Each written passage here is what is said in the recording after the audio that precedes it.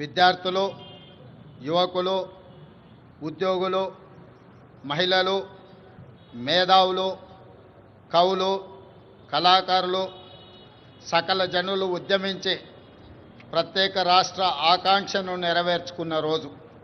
ఇది మనందరం గర్వించదగిన రోజు. ఈ సందర్భంగా 4 కోట్ల తెలంగాణ ప్రజలకు నా శుభాకాంక్షలు తెలియజేస్తున్నా. మిత్రులారా, ఈరోజు రాష్ట్ర ప్రజల కలలను నిజం చేసిన శ్రీమతి సోనియా గాంధీ గారికి కృతజ్ఞతలు తెలుపుకుంటూ తెలంగాణ అమరవీరులకు ఘన నివాళులు అర్పిస్తున్నాను. స్వేచ్ఛ, సామాజిక న్యాయము, సమాన అవకాశాల కోసం దశాబ్దాలుగా పోరాడి తెలంగాణ రాష్ట్రాన్ని సాధించుకున్నాం. రాష్ట్రం ఏర్పడి 10 ఏళ్లు గడిచినా ప్రజల ఆకాంక్షలు నెరవేరలేదు. అందుకే 10 ఏళ్ల ఆధిపత్యాన్ని తిరస్కరించి ప్రజలు ప్రజాప్రభుత్వాన్ని ఏర్పాటు చేసుకున్నారు. డిసెంబర్ 7, 2023న మేం బాధ్యతలు స్వీకరించిన క్షణం నుంచి ప్రజల ఆకాంక్షలను నెరవేర్చేందుకు నిరంతరం ప్రయత్నం మొదలుపెట్టాం. మేం బాధ్యతలు చేపట్టే నాటికి రాష్ట్ర ఆర్థిక వ్యవస్థ అస్తవ్యస్తమైనది. వ్యవస్థలన్నీ నిర్వీర్యమయ్యాయి. జరిగిన తప్పిదాలను సరిదిద్ది రాష్ట్రాన్ని గాడిన పెట్టాల్సిన బాధ్యత మాపై ఉంది. ఇది నల్లేరుపై నడక కాదని మాకు తెలుసు. అయినా ప్రజా ఆకాంక్షలను నెరవేర్చే ప్రజాప్రభుత్వ ఎజెండాగా తెలంగాణ పునర్నిర్మాణ దశగా ప్రయత్నిస్తూ ముందుకు వెళ్తున్నాం. మిత్రులారా, కట్టు బానిసత్వాన్ని, వ్యక్తి చాకిరిని తెలంగాణ సమాజం ఏమాత్రము సహించదు. అందుకే ప్రజాప్రభుత్వంలో ప్రజల ఆలోచనలే మా ఆచరణగా ముందుకు వెళ్తున్నాం. గత 10 ఏళ్ల నిర్వీర్యమైన వ్యవస్థలను ఒక్కొక్కటిగా చక్కదిద్దుతున్నాం. నిర్లక్ష్యానికి గురైన యూనివర్సిటీలకు వీసీలను నియమించాం. తెలంగాణ పబ్లిక్ సర్వీస్ కమిషన్ని ప్రక్షాళన చేసి పోటీ పరీక్షలను నిర్వహిస్తున్నాం. విద్యా కమిషన్, వ్యవసాయ కమిషన్ని ఏర్పాటు చేసుకున్నాం.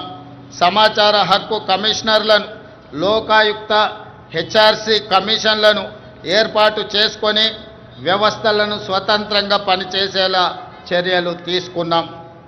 తెలంగాణ సమాజానికి పునాదులు మహిళలే. ఈనాడు తెలంగాణ సమాజం రాణి రుద్రమను, సమ్మక్క సార్లమ్మను, చాకలి ఐలమ్మను, మల్లు స్వరాజ్యాన్ని ఆదర్శంగా తీసుకొని ఈ మహిళల అభివృద్ధి కోసం తెలంగాణ ప్రజాప్రభుత్వం ప్రయత్నం చేస్తున్నది. అందుకే 1 కోటి మంది ఆడబిడ్డలను కోటీశ్వరులుగా చేయాలనే ఉక్కు సంకల్పంతో ప్రజాప్రభుత్వం ముందుకు వెళ్తున్నది. మహిళల ఆర్థిక స్వావలంబనకు ఇందిరా మహిళా శక్తి పాలసీని ఆవిష్కరించుకున్నాం. మహిళలను పారిశ్రామికవేత్తలుగా తీర్చిదిద్దే లక్ష్యంతో తొలి ఏడాదిలోనే 21,000 కోట్ల సున్నా వడ్డీ రుణాలను మహిళలకు పంపిణీ చేశాం. పాఠశాలల్లో మౌలిక వసతులను కల్పించేందుకు పనులను అమ్మ ఆదర్శ కమిటీలకు అప్పజెప్పాం. దేశంలో అదానీ అంబానీలతో పోటీ పడేలా మహిళా స్వయం సహాయక సంఘాలతో సోలార్ విద్యుత్ ఉత్పత్తి ప్లాంట్లను ఏర్పాటు చేయించాం. పెట్రోల్ బంకులు, పాఠశాల నిర్వహణ, యూనిఫామ్ల కుట్టు పనితో పాటు మహిళా శక్తి క్యాంటీన్లను నిర్వహించేలా మహిళలను ప్రోత్సహిస్తున్నాం. తాము తయారు చేసిన ఉత్పత్తులను విక్రయించేందుకు అంతర్జాతీయ మార్కెట్లో మహిళా సంఘాలు పోటీ పడేలా హైటెక్ సిటీ పక్కన శిల్పారామంలో 100 ఇందిరా మహిళా శక్తి స్టాళ్లను ఏర్పాటు చేసి వాళ్ళు ఉత్పత్తి చేసిన వస్తువులను ప్రపంచ దేశాలకు పరిచయం చేసే విధంగా ఈనాడు వేదికను పరిచయం చేశాం. ఇందిరా మహిళా శక్తి సంఘాలకు ఆర్టీసీ బస్సుల్లో మహిళలకు ఉచిత బస్సు ప్రయాణం సౌకర్యం కల్పించడమే కాదు, ఆ బస్సులకు వారిని యజమానులను చేశాం. ఈనాడు ఆర్టీసీ ప్రైవేటులో ఏదైతే వ్యాపార సంస్థల నుంచి ఒప్పందాలు చేసుకొని బస్సుల నిర్వహణను ఏర్పాటు చేస్తున్నారో ఆ బస్సులను మహిళా సంఘాలతో కొనుగోలు చేయించి ఇప్పటికే 150 బస్సులను ఇవ్వడం జరిగింది. తొందరలోనే 450 బస్సులను మహిళలకు అందించడం ద్వారా ఆర్టీసీలో మహిళలు ఉచితంగా బస్సు ప్రయాణం చేయడమే కాదు, ఆర్టీసీ సంస్థకు 600 బస్సులను ఈరోజు ఎంగేజ్ చేసి వాళ్ళు ఆర్థికంగా ఎదగడానికి రాష్ట్ర ప్రభుత్వం మహిళా సంఘాలకు చేయూతనందిస్తూ ముందుకు వెళ్ళడం జరుగుతుంది. అదేవిధంగా మహాలక్ష్మి పథకం ద్వారా 500 రూపాయలకే గ్యాస్ సిలిండర్ ఇవ్వడమే కాదు, 200 యూనిట్లు ఉచిత విద్యుత్తు ఈనాడు ఆడబిడ్డలకే మనం ఇవ్వడం జరుగుతుంది. అదేవిధంగా ఈరోజు తెలంగాణ రాష్ట్రంలో ఇందిరమ్మ ఇండ్లు కేటాయిస్తున్నాం. ఈ ఇందిరమ్మ ఇండ్లు కూడా ఇంటి ఆడబిడ్డ అయిన మహాలక్ష్మి ఆడబిడ్డలకే ఈరోజు ఇందిరమ్మ ఇండ్లు కేటాయించడం జరుగుతుంది. అదేవిధంగా రాష్ట్రంలో స్వయం సహాయక సంఘాల మహిళా సభ్యులకు QR కోడ్తో కూడిన ప్రత్యేక కార్డులు అందజేయాలని నిర్ణయించాం. వారికి ప్రతి సంవత్సరం ఉచిత వైద్య పరీక్షలు నిర్వహించి హెల్త్ ప్రొఫైల్ వివరాలతో పాటు పూర్తి వివరాలను ఆ కార్డులో పొందుపరుస్తాం. రాష్ట్రంలో మహిళా లక్ష్మిగా మారి సగర్వంగా నిలబడాలనేది మా ప్రజా ప్రభుత్వం యొక్క లక్ష్యం. ఇదే కాదు, ఈనాడు మహిళా సంఘాల సభ్యులు 67 లక్షల మంది మన రాష్ట్రంలో ఉన్నారు. వాళ్ళందరికీ కూడా ప్రతి సంవత్సరం 2 జతల చీరలను ఆడబిడ్డ కానుకగా ఈరోజు తెలంగాణ రాష్ట్ర ప్రభుత్వం ఇవ్వడం ద్వారా వాళ్ళ ఆత్మగౌరవాన్ని నిలబెట్టి ఈ మహిళలతో మాకు కుటుంబ అనుబంధం ఉంది అని చెప్పి ఈనాడు తెలంగాణ ప్రజాప్రభుత్వము ఒక ఔదార్యాన్ని ప్రదర్శించి ఆడబిడ్డలను ఆదుకునే ప్రయత్నం చేస్తున్నాం. అదేవిధంగా మిత్రులారా, రాష్ట్రానికి రైతే వెన్నెముక, అందుకే రైతు సంక్షేమమే ధ్యేయంగా ప్రజాప్రభుత్వం పనిచేస్తుంది. ఇచ్చిన మాట ప్రకారం ఏకకాలంలో 2 లక్షల రైతు రుణమాఫీ చేసి రైతులను రుణ విముక్తులను చేశాం. కేవలం మొదటి సంవత్సరం లోపలనే 25,35,964 మంది రైతు కుటుంబాలకు 20,617 కోట్ల రూపాయల రైతు రుణమాఫీ చేసి రుణ విముక్తులను చేయడం ద్వారా రైతులు ఆత్మగౌరవంతో బ్రతికే విధంగా ఈనాడు ప్రజాప్రభుత్వం చర్యలు చేపట్టింది. అదేవిధంగా ఈనాడు రైతులకు ఉచిత కరెంటు కోసం ప్రతి సంవత్సరం 15,333 కోట్లతో ఉచిత విద్యుత్తును అందిస్తున్నాం. రైతు భరోసా పథకం కింద రైతులకు పెట్టుబడి సాయాన్ని ఎకరాకు 12,000 ప్రతి సంవత్సరానికి పెంచడం జరిగింది. ఇవాళ రైతులకే కాదు, రైతు కూలీలకు, ఉపాధి హామీ కూలీలకు ఇందిరమ్మ ఆత్మీయ భరోసా పథకం ద్వారా భూమి లేని వ్యవసాయ కూలీ కుటుంబాలకు ఏడాదికి 12,000 రూపాయలు ఉచితంగా అందించే పథకాన్ని ప్రవేశపెట్టినమని చెప్పడానికి నేను ఆనందిస్తున్నాను. అదేవిధంగా వరి ధాన్యానికి మద్దతు ధరతో పాటు సన్న వడ్లకు 500 రూపాయల బోనస్ ఈరోజు చెల్లిస్తున్నాం. దీనివల్ల రైతులకు అదనపు ఆదాయం లభించడమే కాకుండా రాష్ట్రంలో సన్న ధాన్యం దిగుబడి భారీగా పెరిగింది. దీంతో 2,72,75 లక్షల మెట్రిక్ టన్నుల వరి ఉత్పత్తి తెలంగాణ రాష్ట్రం సాధించి దేశంలోనే ప్రథమ స్థానంలో ఈరోజు తెలంగాణ రాష్ట్రము నిలబడ్డది. అదేవిధంగా పెరిగిన ధాన్యం ఉత్పత్తికి తగినట్టుగా రాష్ట్ర వ్యాప్తంగా 8,000 కొనుగోలు కేంద్రాలను ఏర్పాటు చేశాం. రైతులు పండించిన ప్రతి గింజను ప్రభుత్వం కొనుగోలు చేసి రైతులు దళారుల బారిన పడకుండా కాపాడడం జరుగుతున్నది.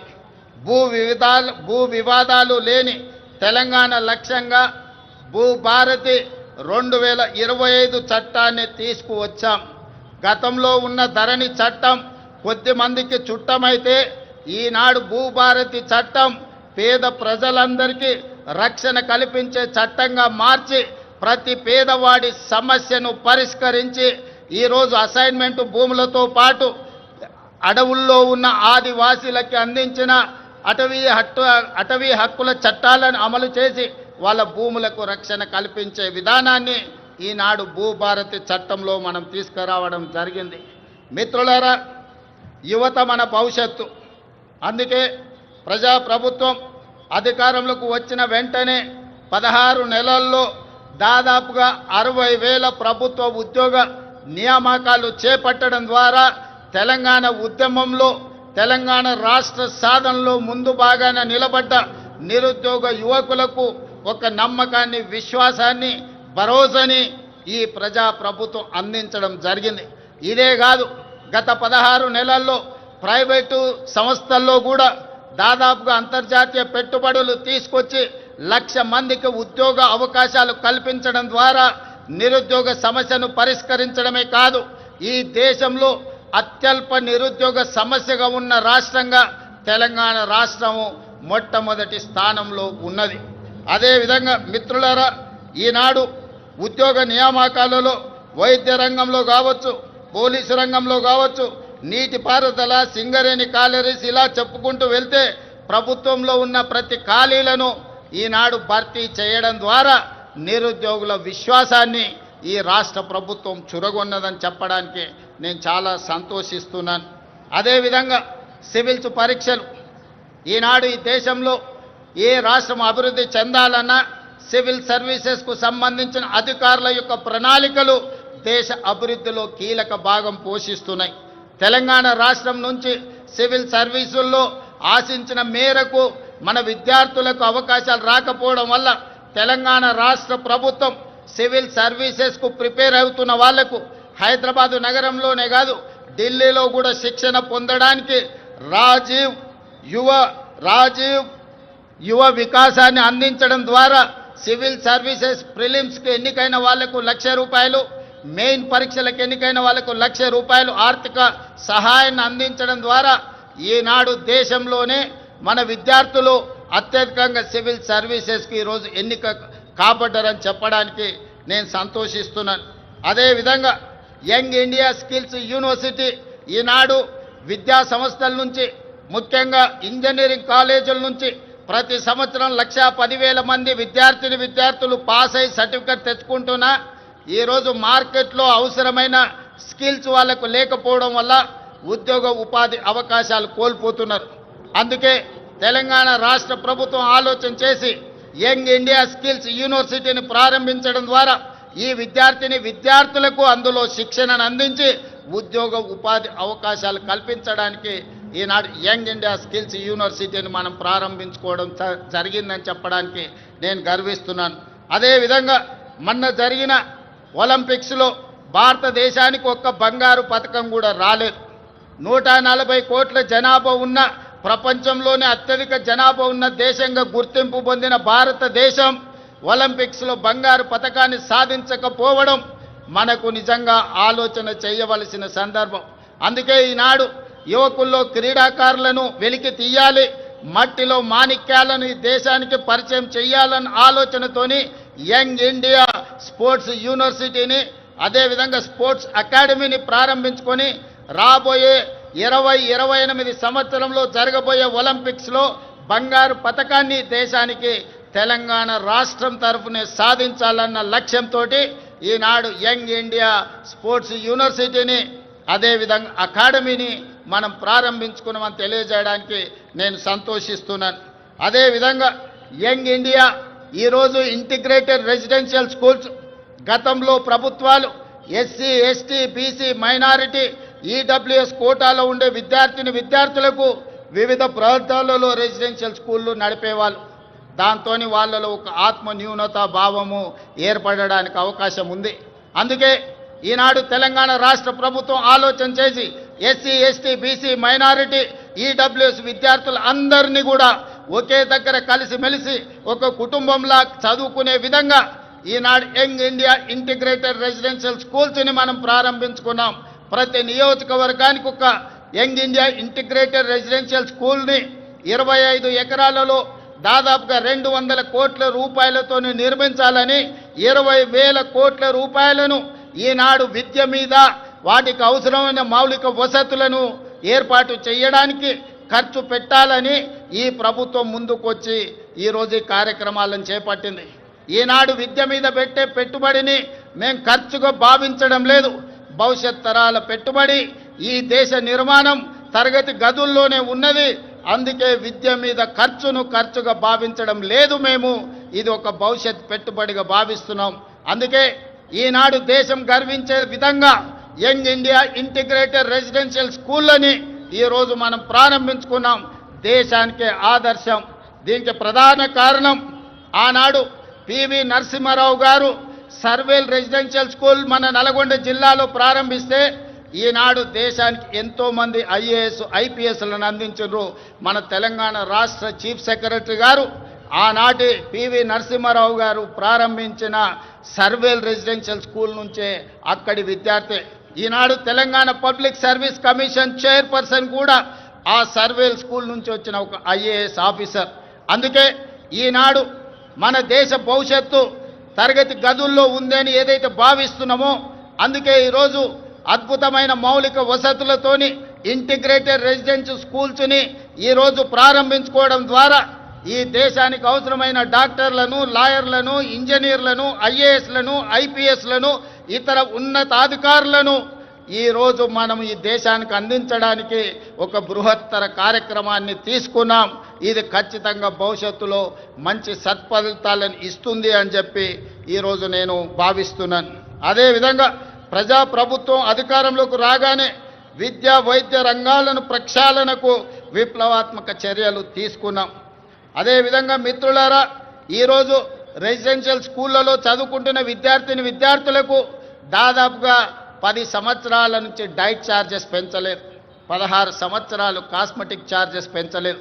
అందుకే ప్రజాప్రభుత్వం రెసిడెన్షియల్ స్కూల్లో చదువుకుంటున్న పిల్లలకు 40% డైట్ ఛార్జెస్ పెంచడమే కాదు 200% కాస్మెటిక్ ఛార్జెస్ పెంచడం ద్వారా గ్రామీణ ప్రాంతాల నుంచి వచ్చిన తండాలలో, గూడాలలో, మారుమూల పల్లెల్లో పేద కుటుంబాల నుంచి విద్యార్థులు రెసిడెన్షియల్ స్కూల్లో చదువుకుంటున్న వాళ్లకు తల్లిదండ్రుల మీద ఆధారపడకుండా ఈనాడు 200% కాస్మెటిక్ ఛార్జెస్ పెంచడం ద్వారా ప్రతి నెల వాళ్ళకు విధిగా అందించే విధంగా ఈనాడు ప్రభుత్వం చర్యలు చేపట్టి ఆ విద్యార్థులు ఆత్మగౌరవంతో చదువుకునే విధంగా ఈరోజు ప్రభుత్వం చర్యలు చేపట్టిందని చెప్పడానికి నేను ఆనందిస్తున్నాను మిత్రులారా. అదేవిధంగా రాష్ట్రంలోని ఆసుపత్రుల్లో మౌలిక సదుపాయాల అభివృద్ధి చర్యలు తీసుకుంటున్నాం. 100 ఏళ్లకు చరిత్ర కలిగిన ఉస్మానియా ఆసుపత్రికి పూర్వ వైభవం వచ్చే ప్రయత్నం చేస్తున్నాం. అందుకే 30 ఎకరాలలో గోష మహల్లో 2700 కోట్ల రూపాయలతోని నూతన ఉస్మానియా ఆసుపత్రి భవనాన్ని నిర్మించడమే కాకుండా ఈనాడు సనత్ నగర్లో, అల్వార్లో, ఎల్బీ నగర్లో, అదేవిధంగా వరంగల్లో ఉన్న పనులు ప్రారంభమై ఆగిపోయిన పెద్ద ప్రభుత్వ ఆసుపత్రులను పూర్తి చేయడానికి ఈరోజు ప్రభుత్వం చర్యలకు ఉపక్రమించింది. ఇదే కాదు, పేదవాళ్లకు ఉచిత వైద్యాన్ని అందించడానికి రాజీవ్ ఆరోగ్యశ్రీ ద్వారా 10 లక్షల రూపాయల ఉచిత వైద్యాన్ని అందించడం ద్వారా పేదల ఆరోగ్యమే మా ప్రభుత్వం యొక్క బాధ్యత అని చెప్పి ఈరోజు ఆ ప్రయత్నాలతో ముందుకు వెళ్తున్నాం మిత్రులారా. అదేవిధంగా మిత్రులారా, రిజర్వేషన్లకు సంబంధించి బలహీన వర్గాల వారికి అండగా నిలవాలన్నదే మా ప్రజా ప్రభుత్వం యొక్క ఆలోచన. అందుకే ఈరోజు 1931లో దాదాపుగా 100 సంవత్సరాల క్రితం కులగణన జరిగింది దేశంలో జనగణనతో పాటు. మళ్ళీ 2024-25లో ప్రజా ప్రభుత్వం 100 సంవత్సరాల తర్వాత ఈ దేశంలోనే మొట్టమొదటి రాష్ట్రంగా జనగణనతో పాటు కులగణన లెక్కలు తీసి ఈనాడు 100 సంవత్సరాల సుదీర్ఘమైన సమస్యకు ఈరోజు శాశ్వత పరిష్కారం చూపించింది. ఈరోజు ఈ లెక్కలు తీయడం ద్వారా వాస్తవంగా ఉన్న 56.36% ఉన్న బలహీన వర్గాల లెక్కలు తీసి వాళ్లకు 42% రిజర్వేషన్లు, విద్య, ఉద్యోగ, రాజకీయ అవకాశాలు కల్పించాలని ఈనాడు తెలంగాణ ప్రభుత్వం ఈ చర్యలతో ముందుకు వెళుతుంది. ఈరోజు తెలంగాణ రాష్ట్ర ప్రభుత్వం తీసుకున్న ఈ విప్లవాత్మకమైన నిర్ణయం వల్ల కేంద్ర ప్రభుత్వం కూడా రాబోయే జనగణనలో కులగణన చేపట్టాలని నిర్ణయం తీసుకున్నది. తెలంగాణ రాష్ట్రం దేశానికే ఆదర్శంగా నిలబడి కులగణన చేసిందని చెప్పడానికి నేను చాలా సంతోషిస్తున్నాను. అదేవిధంగా మీకందరికీ తెలుసు, ఎస్సీ కులాల ఉపకులాల వర్గీకరణ దాదాపుగా 40 సంవత్సరాల నుంచి ఎన్నో పోరాటాలు చేసి ఎంతోమంది అమరులై సుప్రీంకోర్టు జడ్జిమెంట్ తీసుకొస్తే ఎస్సీ కులాల వర్గీకరణ మొట్టమొదటి రాష్ట్రం తెలంగాణలోనే మా ఎస్సీలకు ఉన్న 15% రిజర్వేషన్ని గ్రూప్ 1కు 1%, గ్రూప్ 2కి 5%, గ్రూప్ 3కి 9% ఇవ్వడం ద్వారా ఎస్సీ కులాల వర్గీకరణ చేసి దేశంలోనే మొదటి రాష్ట్రంగా వర్గీకరణ చేసిన రాష్ట్రంగా మనం ముందు బాగాన నిలబడ్డాం. అంటే ఈనాడు తెలంగాణ ప్రజాప్రభుత్వం బలహీన వర్గాలకు ఎస్సీలకు సంబంధించిన ఎంతో దీర్ఘకాలికంగా సమస్యలుగా ఉన్న వాటిని శాశ్వత పరిష్కారం చూపించడం ద్వారా ఇతర రాష్ట్రాలకు దేశానికి ఆదర్శంగా నిలబడ్డామని చెప్పడానికి నేను గర్వపడుతున్నాను. మిత్రులారా, అదేవిధంగా సంక్షేమ పథకాలను పటిష్టంగా అమలు చేసి పేదలకు ప్రజాప్రభుత్వం అండగా నిలుస్తుంది. ఇల్లు లేని నిరుపేదల కోసం ఇందిరమ్మ ఇండ్ల పథకం ద్వారా ఇంటి నిర్మాణానికి 5 లక్షల ఆర్థిక సహాయం అందిస్తున్నాం. ఈ పథకం ద్వారా 4,50,000 ఇండ్లను ఈ సంవత్సరం పేదలకు అందించడం ద్వారా 22,500 కోట్ల రూపాయలు ఖర్చు పెట్టి పేదలను ఇంటి వాళ్ళను చేయడం ద్వారా ఆత్మగౌరవంతో బ్రతికే విధంగా ఈనాడు పేదలను ఆదుకోవడానికి మన ప్రభుత్వం ఇందిరమ్మ ఇండ్ల సంక్షేమ పథకాన్ని ముందుకు తీసుకువెళ్తున్నదని చెప్పి మీ అందరికీ చెప్పడానికి నేను సంతోషిస్తున్నాను. అదేవిధంగా ఇప్పటి వరకు 5,364 ఇందిరమ్మ లబ్ధిదారులకు 53,64,00,000 రూపాయలు నేరుగా లబ్ధిదారుల ఖాతాలోనే వేయడం జరిగింది. అదేవిధంగా మిత్రులారా, పేదల ఆకలి తీర్చడమే కాదు, వారి ఆత్మగౌరవంతో జీవించేలా సన్న బియ్యం పథకాన్ని ప్రారంభించాం. సంక్షేమ పథకాల చరిత్రలో సన్న బియ్యం ఒక ట్రెండ్ సెట్టర్. తెలంగాణలో 3 కోట్ల మంది సన్న బియ్యం పథకం ద్వారా లబ్ధి పొందుతున్నారు. ఖమ్మం జిల్లా సారపాకలో స్వయంగా నేనే సన్న బియ్యం లబ్ధిదారుల ఇంటికి వెళ్ళి ఆ గిరిజన కుటుంబంతో కలిసి సహపంక్తి భోజనం చేసినప్పుడు ఆ కుటుంబ సభ్యుల కళ్ళల్లో చూసిన ఆనందం జీవితకాలం నాకు గుర్తుండిపోతుంది. ఎందుకంటే ఒకనాడు రేషన్ షాపుల్లో ఇచ్చే దొడ్డు బియ్యం మిల్లర్ల మాఫియా లేకపోతే దళారుల మాఫియా చేతుల్లో ఆనాడు వాళ్ళ చేతుల్లో ఉండే. ఈనాడు సన్న బియ్యం ఇవ్వడం ద్వారా 3,10,00,000 మంది తెలంగాణ ప్రజలకు ప్రయోజనం చేరడమే కాకుండా ప్రతి ఒక్కరు ఆ సన్న బియ్యం తెచ్చుకొని ఈరోజు వండుకొని తింటున్నారు. నిజంగా ఇది ఒక గొప్ప విప్లవాత్మకమైన మార్పు. దీనికి ప్రజాప్రభుత్వం పునాది వేసిందని తెలియజేయడానికి నేను సంతోషపడుతున్నాను మిత్రులారా. అదేవిధంగా పెట్టుబడులు మిత్రులారా, తెలంగాణ రాష్ట్రం సంక్షేమమే కాదు అభివృద్ధిలో కూడా దేశానికి ఆదర్శంగా నిలబడాలని స్టేట్ ఓన్డ్ ట్యాక్స్లో దేశంలోనే మొదటి స్థానంలో ఉన్నాం. అదేవిధంగా స్వదేశీ విదేశీ పెట్టుబడులను ఆకర్షించడంలో తెలంగాణ రాష్ట్రం ఈ దేశంలోనే మొదటి స్థానంలో ఉంది. దాదాపుగా ఈ 18 నెలల్లో 3 లక్షల కోట్ల రూపాయల పెట్టుబడులను ఆకర్షించడమే కాదు అమెరికా, జపాన్, సింగపూర్ అదేవిధంగా దావోస్ లాంటి నగరాల్లో పర్యటించి ఈ దేశానికి ఈరోజు పెట్టుబడులను సాధించినాం. అదే కాకుండా ఈరోజు జపాన్కి సంబంధించిన మేయర్ గారు ఈ ప్రత్యేక రాష్ట్ర అవతరణ దినోత్సవంలో పాల్గొనడం ద్వారా మనకు స్ట్రాటజిక్ పార్ట్నర్గా మన తెలంగాణ ముఖ్యంగా హైదరాబాదు నగరాన్ని పారిశుద్ధ్య రహిత నగరంగా తీర్చిదిద్దడానికి జపాన్ మనకు సహకరిస్తుంది. అందుకే ఈరోజు రాష్ట్ర అవతరణ దినోత్సవంలో వారు కూడా పాల్గొనడం జరిగింది. వారికి కూడా మనస్ఫూర్తిగా అభినందనలు తెలియజేస్తున్నాను తెలంగాణ ప్రజల తరఫున. అందుకే ఈరోజు తెలంగాణ రాష్ట్ర ప్రభుత్వం భవిష్యత్తు ప్రణాళికలు రచించుకోవడానికి తెలంగాణకు ఒక విజన్ డాక్యుమెంట్ తీసుకురావాలని, ఆ విజన్ డాక్యుమెంటే తెలంగాణ రైజింగ్ 2047. ఈరోజు ఆ పాలసీ డాక్యుమెంట్ ద్వారా రాబోయే తరాలకు భవిష్యత్తు ప్రణాళికలు అందించడమే కాదు తెలంగాణ రాష్ట్రాన్ని ప్రపంచంతోనే పోటీ పడే విధంగా అభివృద్ధి పదం వైపు నడిపించాలన్న ఒక పాలసీ డాక్యుమెంట్ను తెలంగాణ రాష్ట్రం తీసుకురావడానికి ప్రయత్నం చేస్తుంది అని చెప్పి తెలియజేయడానికి నేను ఎంతో సంతోషిస్తున్నాను. ప్రపంచ నగరాలతో ధీటుగా హైదరాబాదు నగరాన్ని తీర్చిదిద్దేందుకు ప్రణాళికలు రూపొందిస్తున్నాం. మూసీ నదికి పూర్వ వైభవం తెచ్చేందుకు మూసీ పునరుజ్జీవన ప్రాజెక్టును మనం చేపడుతున్నాం. బాపు ఘాట్ను అంతర్జాతీయ స్థాయిలో గాంధీ సరోవర్గా తీర్చిదిద్దాలని మనం అనుకుంటున్నాం. అంతర్జాతీయ ప్రమాణాలతో భారత్ ఫ్యూచర్ సిటీ. ఈ దేశంలో ఏ నగరమైనా ఎప్పుడో పూర్వతరాలు ప్రారంభించిన నగరాలను కొంచెం కొంచెంగా విస్తరించుకుంటూ వస్తున్నాం. కానీ భారతదేశంలో పూర్తి స్థాయి ప్రణాళికబద్ధమైన మహానగరం లేకపోవడం ఒక లోటుగా భావించి ఈరోజు న్యూయార్క్, టోక్యో లాంటి నగరాలతో పోటీ పడే విధంగా భారత్ ఫ్యూచర్ సిటీని మనం ఈరోజు ఎయిర్పోర్టుకు దగ్గరలో ప్రారంభించుకుంటున్నాం. 30,000 ఎకరాలలో ప్రపంచ స్థాయి ప్రమాణాలతో ఈరోజు నూతన నగరాన్ని నిర్మించుకోవడానికి మనం ప్రణాళికలు రచించుకున్నాం, ముందుకు వెళ్తున్నామని తెలియజేయడానికి ఈరోజు సంతోషపడుతున్నాను. ఆ భారత్ ఫ్యూచర్ సిటీలో ఏఐసిటీ, స్పోర్ట్స్ సిటీ, ఫార్మా సిటీతో పాటు లైఫ్ సైన్సెస్, హెల్త్ సిటీలను ఏర్పాటు చేస్తాం. ఇందుకోసం ఫ్యూచర్ సిటీ డెవలప్మెంట్ అథారిటీని ఏర్పాటు చేసినాం. ప్రణాళికలు రచించడానికి పాలసీ డాక్యుమెంట్ను మనం ఇప్పటికే రూపొందించుకున్నాం. తొందరలోనే హైదరాబాదులో నిర్మించబోయే భారత్ ఫ్యూచర్ సిటీ ప్రపంచ పెట్టుబడులకు ఒక కేంద్రంగా మారబోతుందని తెలియజేయడానికి నేను సంతోషపడుతున్నాను. రాష్ట్ర మౌలిక సదుపాయాలలో భాగంగా విమానాశ్రయాల సంఖ్యను పెంచుకునేందుకు చర్యలు తీసుకుంటున్నాం. ఇప్పటికే మనకు తెలంగాణ రాష్ట్రంలో ఉన్నది ఒకే ఒక ఎయిర్పోర్ట్ ఈరోజు మనకు శంషాబాద్లో ఉన్నది.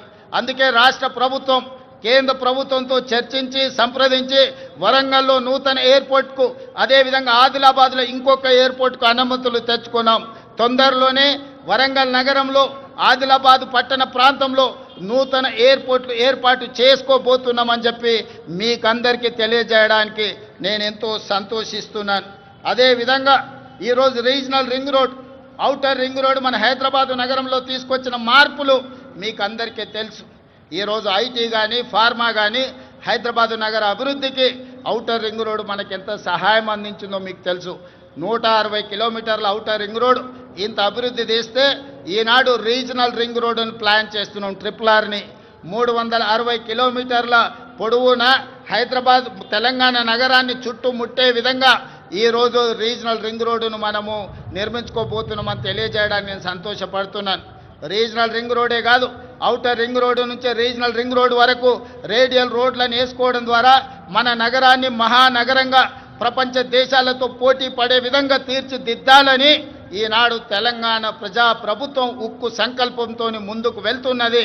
దీనికి మీరు అందించిన సహకారానికి నేను మనస్ఫూర్తిగా కృతజ్ఞతలు తెలియజేస్తున్నాను. అదేవిధంగా హైదరాబాద్ నగరంలో ఈ పక్క నుంచి వెళ్తున్న మెట్రో మీరు అందరూ చూస్తున్నారు. ఆనాడు కీర్తిశేషులు జైపాల్ రెడ్డి గారు పట్టణాభివృద్ధి శాఖ మంత్రిగా ఉన్నప్పుడు డాక్టర్ వైఎస్ రాజశేఖర రెడ్డి గారు ముఖ్యమంత్రిగా ఈ మెట్రోను మన హైదరాబాదు నగరానికి పరిచయం చేశారు. ఆనాడు దేశంలోనే 2వ స్థానంలో ఉండే ఈ 12-13 ఏళ్ళు మెట్రో విస్తరించకపోవడం వల్ల 9వ స్థానానికి హైదరాబాదు నగరం పడిపోయింది. అందుకే ముఖ్యమంత్రిగా బాధ్యతలు చేపట్టిన వెంబడే విస్తరిస్తున్న నగరానికి మెట్రోని విస్తరించాలి, పేదలకు అందుబాటులోకి తీసుకురావాలని ఈరోజు మెట్రోని పూర్తి స్థాయిలో విస్తరించడం ద్వారా ప్రతి ఒక్కరికి మెట్రోని అందుబాటులోకి తీసుకురావాలనే ప్రయత్నం చేస్తున్నాం. తొందరలోనే మెట్రో విస్తరణ పనులను కూడా ప్రారంభించుకోబోతున్నామని మీకు అందరికీ చాలా సంతోషంతో తెలియజేస్తున్నాను మిత్రులారా. అదేవిధంగా శాంతి భద్రతలు ఎక్కడైనా ప్రపంచంలో పెట్టుబడులు రావాలంటే దేశంలో శాంతి భద్రతలు ఉండాలి.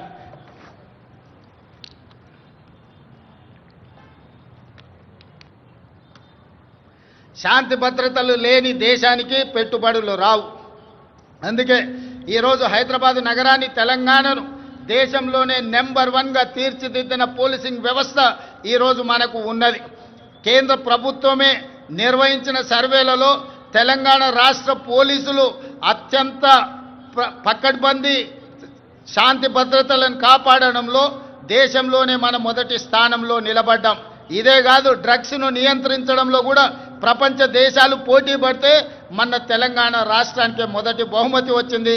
మన అధికారులు దుబాయ్లో ఆ మొదటి స్థానాన్ని, గుర్తింపును, గౌరవాన్ని స్వీకరించడం జరిగింది. అందుకే ఈనాడు మిత్రులారా, తెలంగాణ రాష్ట్రంలో శాంతి భద్రతలను కాపాడడంలో దేశంలోనే మొదటి స్థానంలో ఉండడమే కాదు, ఈరోజు డ్రగ్స్, గంజాయి యువతను నిర్వీర్యం చేస్తుంది. పాఠశాల స్థాయిలోనే ఈ సమస్యను మనం కళ్ళతో చూస్తున్నాం. అందుకే ఈరోజు డ్రగ్స్, గంజాయిని నియంత్రించడమే కాదు, ఉక్కు పాదంతో అణిచివేయాలన్న ఆలోచనతోని పోలీస్ వ్యవస్థను పూర్తిగా ప్రక్షాళన చేసి సంపూర్ణమైన అధికారులని వాళ్ళకు అధికారాన్ని అందించి తెలంగాణ రాష్ట్రంలో గంజాయి అమ్మే వాళ్ళు కానీ డ్రగ్స్ వినియోగించే వాళ్ళు కానీ కాలు పెట్టాలంటే వెన్నులో చలి జ్వరం వచ్చే విధంగా ఈనాడు మన పోలీసులు పనిచేస్తున్నారు. ఇదే కాదు, సైబర్ క్రైమ్ మీకు తెలుసు. ప్రతిరోజు సైబర్ క్రైమ్ ద్వారా మోసపోయిన వాళ్ళని ఎంతో మందిని టీవీలో పేపర్లలో చూస్తున్నాం. ఈరోజు సైబర్ క్రైమ్లో నష్టపోయిన వాళ్ళను కోట్లాది రూపాయలను రికవరీ చేయడమే కాకుండా దేశంలో అత్యంత పకడ్బందీ సైబర్ క్రైమ్ను నియంత్రించే వ్యవస్థ ఈనాడు తెలంగాణ రాష్ట్ర పోలీసులు నిర్వహిస్తున్నందుకు వాళ్ళని అభినందించడమే కాదు, ఇంత గొప్పగా మనం శాంతి భద్రతలను కాపాడుతున్నామని తెలియజేయడానికి నేను గర్వపడుతున్నాను, నేను ఆనందిస్తున్నాను మిత్రులారా. అదేవిధంగా మిత్రులారా, తెలంగాణ రాష్ట్ర ప్రభుత్వంలో ఈ మధ్య కాలంలోనే భారత్ సమ్మిట్ను మనం నిర్వహించుకోవడం జరిగింది. భారత్ సమ్మిట్ ద్వారా దాదాపుగా 100 దేశాలకు సంబంధించిన ప్రతినిధులు హైదరాబాదు నగరానికి వచ్చి తెలంగాణ రాష్ట్రంలో పెట్టుబడులకు అనువైన అంశాలను, పరిపాలనలో సరళీకృతమైన విధానాలను, అదేవిధంగా ఇక్కడ ఉన్న శాంతి భద్రతలను, ప్రభుత్వం ఇస్తున్న అనుమతులతో పాటు ఇక్కడ ప్రజల యొక్క హక్కులను కాపాడడానికి ప్రజాస్వామిక వ్యవస్థలను బలోపేతం చేసి ప్రపంచానికే ఆదర్శంగా నిలబడి డాక్టర్ బాబాసాహెబ్ అంబేద్కర్ గారు అందించిన రాజ్యాంగాన్ని తూచా తప్పకుండా అమలు చేస్తున్న తెలంగాణ ప్రభుత్వం గురించి భారత్ సమ్మిట్లో 100 పైగా దేశాలు పాల్గొని 3 రోజులు తెలంగాణ రాష్ట్ర ప్రభుత్వం తీసుకుంటున్న చర్యలను నిశితంగా గమనించి వాళ్ళు అభినందించడమే కాదు, 100 దేశాలలో ఈరోజు తెలంగాణ రాష్ట్రం గురించి, హైదరాబాదు నగరం గురించి వాళ్ళు ప్రచారం కల్పిస్తున్నారని చెప్పడానికి నేను సంతోషపడుతున్నాను. అదేవిధంగా ఈరోజు మీకు తెలుసు, ప్రపంచ సుందరి పోటీలు అందాల పోటీలు కాదు, ఇది తెలివికి పరిజ్ఞానికి ప్రపంచానికి పరిచయం చేయడమే కాదు, ఈరోజు తెలంగాణ రాష్ట్రంలో గొప్ప సంపద ఉన్నది. గుడులకు సంబంధించి కానీ, ప్రకృతి సౌందర్యం కానీ మన ప్రాంతంలో ఎన్నో ఉన్నాయి. రామప్ప దేవాలయం, 1000 స్తంభాల గుడి, అదేవిధంగా యాదగిరిగుట్ట టెంపుల్, ఈరోజు హైదరాబాద్లో చౌమల ప్యాలెస్ కావచ్చు, చార్మినార్ కావచ్చు, చార్మినార్ ప్రాంతంలో ఉన్న చుడీ బజార్ కావచ్చు, లాడ్ బజార్ కావచ్చు, ఇలా తెలంగాణ రాష్ట్రంలో ఉన్న గొప్ప గొప్ప కట్టడాలను, అదేవిధంగా ఈ అంతర్జాతీయ స్థాయిలో మన ఉత్పత్తి చేస్తున్న ప్రోడక్ట్స్ని అన్నిటిని కూడా ప్రపంచానికి పరిచయం చేయడానికి ఈరోజు ప్రపంచ సుందరి పోటీలను నిర్వహించడం జరిగింది. ప్రపంచంలోనే ఒక్క గొప్ప పిల్లల మర్రిగా పాలమూరు జిల్లాలో ఉన్న పిల్లల మర్రిని ఈ పర్యాటకులు వచ్చి చూడడం జరిగింది. ఈరోజు 108 దేశాలకు సంబంధించిన ప్రతినిధులు ఈ ప్రపంచ సుందరి పోటీలలో పాల్గొనడం జరిగింది. 25 రోజులు ఇక్కడ అన్ని రకాలుగా రక్షణ కల్పించి అన్ని ఏర్పాట్లను మన టూరిజం డిపార్ట్మెంట్ చేయడం ద్వారా ఈరోజు ప్రపంచానికే హైదరాబాదు నగరం, తెలంగాణ రాష్ట్రం పెట్టుబడులకు అనువైన కేంద్రంగా ప్రభుత్వం ఇతర దేశాల నుంచి వచ్చిన పర్యాటకులకు రక్షణ కల్పిస్తుంది. వాళ్ళందరూ కూడా ఈ రాష్ట్రంలో పర్యటించవచ్చు. ఈ రాష్ట్రంలో పర్యాటకులు చూడడానికి అద్భుతమైన కట్టడాలతో పాటు ప్రకృతి సౌందర్యం ఉంది అని ఈరోజు ప్రపంచానికి చాటి చెప్పడం జరిగింది. టూరిజం డిపార్ట్మెంట్ కూడా ఒక గొప్ప కార్యక్రమాన్ని తీసుకొని అద్భుతంగా నిర్వహించిందని మీ అందరికీ తెలియజేయడానికి నేను సంతోషపడుతున్నాను. అదేవిధంగా మిత్రులారా, 2047 నాటికి భారతదేశానికి స్వతంత్రం వచ్చి 100 సంవత్సరాలు పూర్తి చేసుకోబోతుంది. 1947 15 ఆగస్టు నాడు స్వతంత్రం వస్తే 15 ఆగస్టు 2047 నాటికి 100 సంవత్సరాలు మనము ఈ స్వేచ్ఛను ఈరోజు మనం అనుభవిస్తున్న స్వతంత్రాన్ని పూర్తి చేసుకోబోతున్నాం. కాబట్టి 100 సంవత్సరాల స్వతంత్రాన్ని నిర్వహించుకోబోతున్న మనము ఒక గొప్ప లక్ష్యంతో తెలంగాణ రాష్ట్రాన్ని అభివృద్ధి పదం వైపు నడిపించాలని ఈనాడు ప్రజాప్రభుత్వం నిర్ణయం తీసుకున్నది. దాంట్లో భాగంగానే తెలంగాణ రైజింగ్ 2047 అనే ఒక పాలసీ డాక్యుమెంటును, ఒక విజన్ డాక్యుమెంటును తీసుకురావడం ద్వారా ప్రపంచంతో పోటీ పడాలి అని ఈరోజు మనం నిర్ణయించుకున్నాం. అందుకే 2047 నాటికి భారతదేశం $30 ట్రిలియన్ ఎకానమీకి చేరాలని ప్రయత్నం చేస్తున్నది, లక్ష్యం పెట్టుకొని పని చేస్తున్నది. మరి భారతదేశం ప్రభుత్వం $30 ట్రిలియన్ ఎకానమీని ఈరోజు దృష్టిలో పెట్టుకొని ప్రణాళికలు చేసుకుంటే తెలంగాణ రాష్ట్ర ప్రభుత్వం అందులో భాగస్వామి కావాలి, అగ్రభాగాన నిలబడాలి అని తెలంగాణ రైజింగ్ 2047 పాలసీ డాక్యుమెంట్ తీసుకొచ్చినాం. అందుకే ఈరోజు పరిశ్రమల కోసం, వ్యాపార సంస్థల కోసం, విద్యా ఉపాధి అవకాశాల కోసం అన్ని రకాలను మనం ఈరోజు అన్ని రకాల పాలసీలను తెచ్చుకోవడమే కాకుండా energy policy, tourism policy, industrial policy, investment policy, అదేవిధంగా హెల్త్ పాలసీ, ఇట్లాంటి పాలసీలన్నీ కూడా తెలంగాణ రాష్ట్ర ప్రభుత్వం ఈ మధ్యలోనే ప్రజలకు పరిచయం చేయడం జరిగింది. ఈ పాలసీలన్నిటిని కలిపితే తెలంగాణ రైజింగ్ 2047 తద్వారా తెలంగాణ రాష్ట్రాన్ని ప్రపంచంతో పోటీ పడే విధంగా తీర్చిదిద్దాలన్నదే మా ఆలోచన. అందులో భాగంగా రాబోయే 10 సంవత్సరాలలో తెలంగాణ రాష్ట్రం యొక్క ఆదాయాన్ని $1 ట్రిలియన్ ఎకానమీగా మార్చి, అదేవిధంగా 2047 నాటికి దేశం $30 ట్రిలియన్ ఎకానమీకి చేరాలంటే తెలంగాణ రాష్ట్రం $3 ట్రిలియన్ ఎకానమీగా మారాలి అని ఈరోజు లక్ష్యం పెట్టుకొని ముందుకు వెళ్తున్నాం. ఈరోజు దేశ జనాభాలో 2.5% ఉన్నాం, కానీ జీడిపిలో 5% మనం అందిస్తున్నాం. రేపు భవిష్యత్తులో 2047 నాటికి 10% జీడిపిని అందించే విధంగా తెలంగాణ రాష్ట్రాన్ని తీర్చిదిద్దాలంటే industrial policy, infrastructure policy, investment policies అన్నిటిని కూడా తీసుకొచ్చి ఈ దేశంలోనే అగ్రగామిగా రాష్ట్రాన్ని తీర్చిదిద్దాలని మేము ప్రయత్నం చేస్తున్నాం. అందుకే మిత్రులారా, ముఖ్యంగా యువ మిత్రులారా, డాక్టర్లు, లాయర్లు, ఇంజనీర్లు, ఈ సమాజంలో ఉన్న ఐఏఎస్, ఐపీఎస్లకు అందరికీ, వ్యాపార వర్గాలకు నా సూచన ఒక్కటే: తెలంగాణ రాష్ట్ర ప్రభుత్వం ఏ లక్ష్యంతోనైతే ముందుకు వెళ్తుందో, ఏ లక్ష్యాన్ని సాధించాలి, ఏ లక్ష్యాన్ని ముద్దాడాలి అని మేము ముందుకు బయలుదేరినామో మీ ఆశీర్వాదం ఉండాలి, మీరు అండగా నిలబడాలి. ఈనాడు తెలంగాణ రాష్ట్రం దేశానికి కాదు ప్రపంచానికి ఆదర్శంగా తీర్చిదిద్దాలంటే మీరందరూ అండగా నిలబడండి, ఆశీర్వదించండి. ప్రపంచంలోనే అగ్ర రాష్ట్రంగా తెలంగాణ రాష్ట్రాన్ని తీర్చిదిద్ది ఆదర్శమైన రాజకీయాలకు, ఆదర్శవంతమైన అభివృద్ధికి తెలంగాణ రాష్ట్రం కేర్ ఆఫ్ అడ్రస్గా తీర్చిదిద్దుతాం. హైదరాబాదు నగరాన్ని ప్రపంచ నగరాలతో పోటీ పడే విధంగా తీర్చిదిద్దాలి. దీనికోసం నిరంతరం పనిచేసే ప్రభుత్వ సిబ్బందే కాదు, రాజకీయ సహచరులందరూ కూడా సంపూర్ణమైన సహకారాన్ని అందిస్తున్నారు. ప్రజలందరికీ 4 కోట్ల తెలంగాణ ప్రజలకు నూతన రాష్ట్ర ఏర్పాటు శుభాకాంక్షలు తెలియజేయడమే కాదు, భవిష్యత్తు లక్ష్యాన్ని దృష్టిలో పెట్టుకొని మనందరం కలిసికట్టుగా ఏకమై మనందరం కూడా ముందుకు సాగాలి. మీ అందరి ఆశీర్వాదం ఉండాలి. తప్పకుండా తెలంగాణ రాష్ట్రాన్ని దేశంలో అగ్రగామి రాష్ట్రంగా నిలబెడతానని మీకు అందరికీ తెలియజేస్తూ మీ అందరి దగ్గర సెలవు తీసుకుంటున్నా. ధన్యవాదాలు మిత్రులారా. Thank you, Honorable Chief Minister, sir.